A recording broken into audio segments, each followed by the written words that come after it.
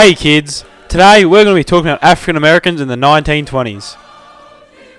But first, let's set the scene for America in the 1920s. 6 years prior to the 1920s, some bloke called Archduke Ferdinand II got knocked off by some Serb. Basically, England and Germany had a scrap for a few years and Germany lost along with its economic dominance in Europe. However, England didn't get away with this either, having to take out massive loans with the US. This allowed America to become an economic powerhouse in the 1920s, while many European countries still had to recover from the war. Because of the massive economic boom created during the Great War, many African Americans found jobs in munitions and farms. Later on in the post-war period, many African Americans worked as day labourers, servants, hotel waiters, furnace workers, stablemen and farmhand. Many of these jobs were very low skill and very low pay, as many of them did not receive a good education or were even allowed to gain new skills in other industries. Many of these jobs African Americans worked had appalling work conditions, such as labourers who had to work very long hours in dangerous construction sites receiving almost no safety equipment at all.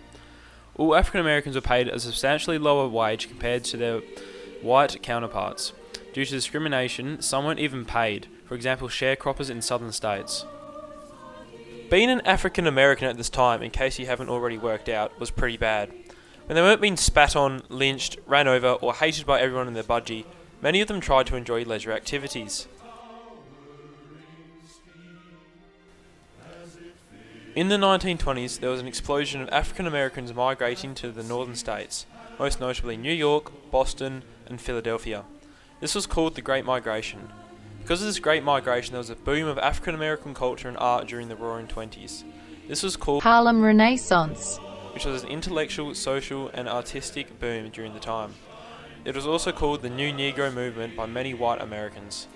Because of this explosion, many African Americans began to listen to music while visiting speakeasies.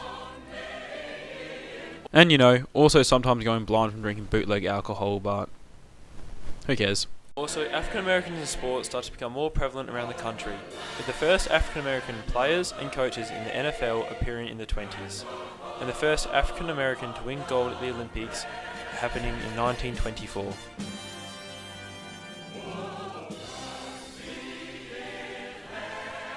So as we already know, African Americans weren't making a whole lot of bank. This meant their housing wasn't usually the best, especially compared to the white counterparts. Black and white neighbourhoods were also established a bit ago because of segregation. Segregation was a major part of the environment in the US during this time period, but even something as simple as sitting on a bus meant that African Americans had to sit apart from whites. This was also true to public spaces such as parks and post offices. Although this isn't all negative. Because of the economic boom going on during the 20s, many African Americans could afford better housing than pre-1920s and could even afford luxuries like radios and cars. Yes, radios and cars. Luxuries. Now, you might be thinking what the US government was doing during this time period to help out African Americans, and the answer is absolutely nothing. Because of the conservative Republican presidents at the time, my boy Warren G, Calvin Coolidge, Cooligan, Coolfridge, and Herbert Hoover, laissez-faire economics became a massive part of American society, but there was very little to no intervention in the economy by the government. This meant that the poor, usually African Americans and immigrants, would stay in a low social class due to a lack of government intervention in social welfare. The government also established the Jim Crow laws, which we'll talk about on our next topic.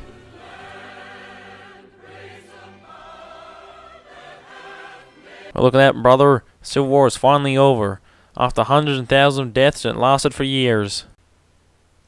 Yay, we're going to be free now.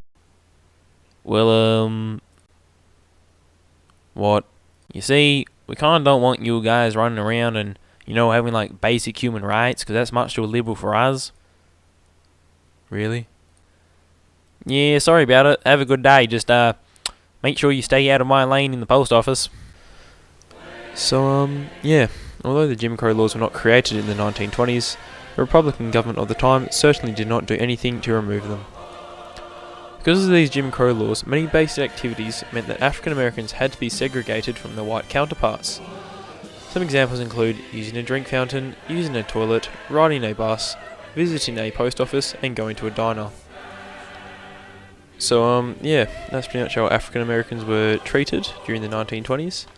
It was a little bit better with them due to, economic boom, but they were still pretty much treated like garbage. So yep. My address can be found here to send me my Oscar, and also to contact me on this email for my Nobel Peace Prize. So thank you all very much, and goodbye.